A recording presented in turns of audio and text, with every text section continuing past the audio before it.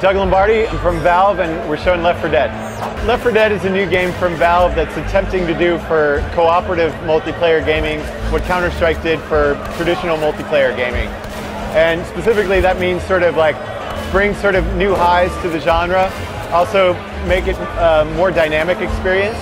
And we're concentrating a lot on this thing we call the AI director, which is there to sort of make each round or each time you play the game different. So it's setting up the population in each room, in each level, differently each time you play it.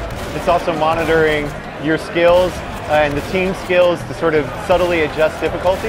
And finally, it's also keeping an eye on pacing.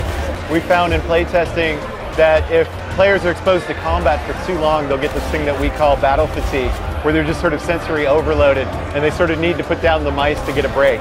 And so what we're trying to do is schedule those breaks and sort of use those as times to sort of fill in a little bit of the horror and sort of the zombie apocalypse. So there's two modes in Left 4 Dead. There's the survival campaign mode, which you play as one of 4 human characters that are immune to this virus that's broken out and turned everybody into mutants. That's played out like an RTS. There's 4 large campaigns, each has 5 maps. You can play that 1 to 4 players. Bots will fill in the other survivor modes depending on how many humans you have playing. Then we also have what we call deathmatch mode, where you can play 1 to 4 players on the survivor side or 1 to 4 players on the boss infected side. And in that mode, it's really different than traditional deathmatch games where basically you have 2 identical teams playing each other. In Left 4 Dead, the boss infected guys don't have any guns. All they have is their special mutant ability. So the smoker has this 50-foot tongue that he'll grab people and pull them and hang them out by. The boomer has this belly full of methane gas where he'll try to charge you and scare you into shooting him, and he acts as a human grenade. So what's neat about that is it's almost like a griefer's paradise, if you will, where folks that just want to go on a server and completely just wreak havoc and be disruptive, Left 4 Dead is their game, play as the boss infected, done. For us, we think that for this sort of next generation co-op game to be successful is that you almost have to beat players into submission to act cooperatively. So in a similar way that Counter-Strike was unapologetically unforgiving with respect to one shot and you're out for the round, Left 4 Dead is being similarly unapologetic in terms of if you don't act as a team, you're not going to be successful.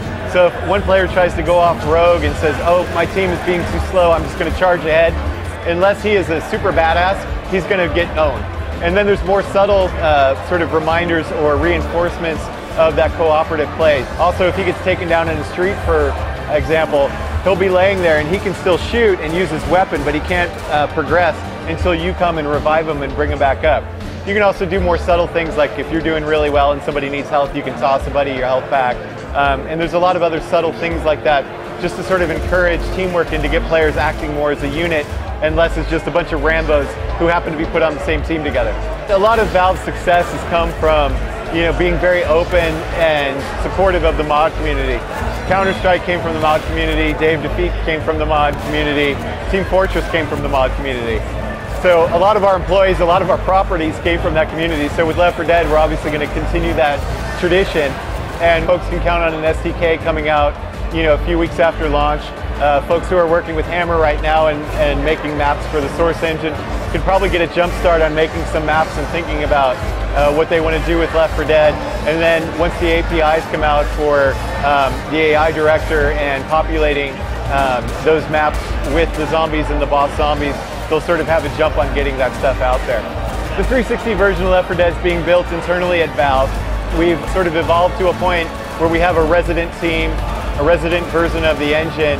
And so for us, I think we've moved forward a long ways from Half-Life 1, which came out on the PC in 1998 and came out on the console, I think, in 2001. So I think we've evolved to not only have simultaneous launches, but also have games that were pretty much indistinguishable, and it's just a matter of which platform you want to play it on. Left 4 Dead is a new co-op survival horror game from Valve, coming to the Xbox 360 and the PC this fall.